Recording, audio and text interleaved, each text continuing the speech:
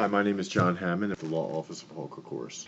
There's always a second side to every story, and at the same time, you kind of look at them in a way where you have to look at the surrounding facts of the case. So there are things that happen where they might be a registration requirement, but because of the circumstances, it just doesn't fit, and you wouldn't think that type of sanction is appropriate in the case. The law has established different types of cases, and they label them either Tier 1, Tier 2, or Tier 3. And usually the more serious of the cases is Tier 3. So the reporting requirements are much more onerous for that tier, and that's some of the more violent type crimes. The other two are lesser, but again require registration depending on how the outcome of the case goes in court and what the judge requires. But basically, you have the crime, and the crime will be categorized either Tier 1, Tier 2, or Tier 3. And if there's a requirement to register from that, you have to follow those rules that are outlined in the state law. The simplest way would be if you go to court with an attorney or you represent yourself, and first the prosecution would not go forward in the case. They would elect to either dismiss it or place it on some kind of inactive docket.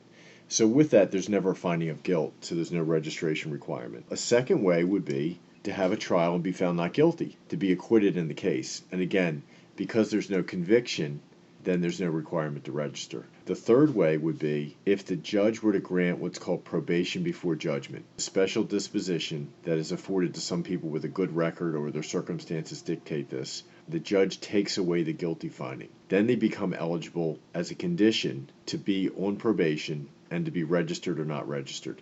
So they put it in the hands of the judge with their discretion to allow them not to be on the registration. But again, there would be a formal finding initially in court. It's taken away through probation before judgment, and then it's up to the judge. You would think generally the lower serious classifications are more likely to get probation before judgment, but something in a tier 3, which is usually associated with something violent, those people most likely would not be afforded that opportunity of probation before judgment. Not that it's precluded or prohibited, but at the same time, you would not really see that quite often. New legislation cannot punish or affect old crimes. So the big dilemma now is that you have a person that may have been convicted of a crime earlier than the legislation's enacted, and the legislation tries to go back and make them do something that didn't exist when they actually committed the offense. So it's really unfair for a person that already was involved in a case to now have these new requirements because at the time they happened, they didn't exist. That's what the Latin term ex post facto means. You're punishing somebody further for actions that occurred before this punishment would have taken place. So as a result, that's the big discussion now, and whether or not there's fairness involved with that.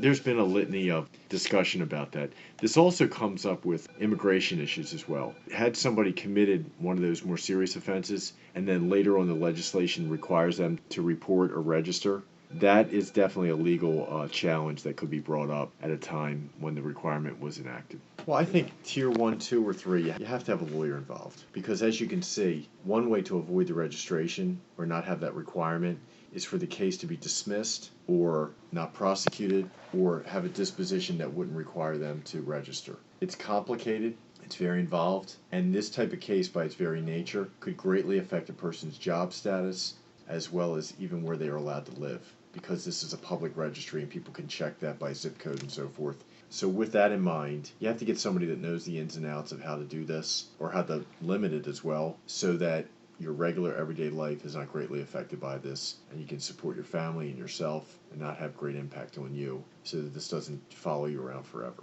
The other thing is, if you do receive that probation before judgment, once the probation runs and there's eligibility for what's called an expungement, where they take the case and close it and make it destroyed where that there's no further record of it, they then can come off the registration. Now some people never go and get the expungement, so they have to continue to register. So the overt action of the person getting the expungement done then can translate into them being taken off the registry. But as I said, a lot of people just simply don't do it. They don't help themselves to try to do that.